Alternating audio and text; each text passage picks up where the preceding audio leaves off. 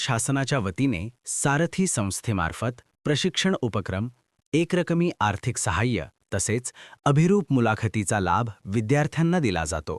त्याद्वारे संघ लोकसेवा आयोगाच्या नागरी सेवा UPSC 2024 परीक्षेतील यशस्वीरित्या उत्तीर्ण झालेले सारथी संस्थेचे एकूण 17 यशवंत.